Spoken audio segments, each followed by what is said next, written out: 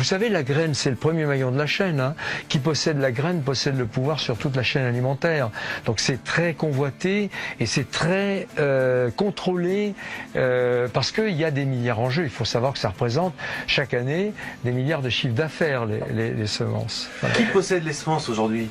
Mais qui possède les semences officiellement? Surtout les compagnies semencières, hein, les gens qui se sont spécialisés dans la production de semences et qui sont évidemment très jaloux de leurs prérogatives. Même en bio?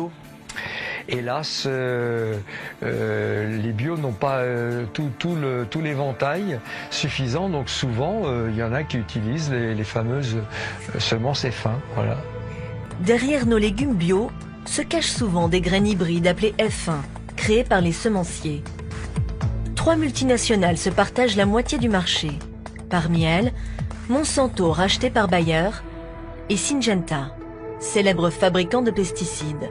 De quel droit on nous empêche d'utiliser les semences des plantes qui ont accompagné l'évolution de l'humanité depuis qu'elle existe, depuis l'aube des temps? De quel droit? Est-ce qu'il y a un danger? Non, il y a simplement un choix économique, un grand marché, et on doit ne pas échapper au grand marché.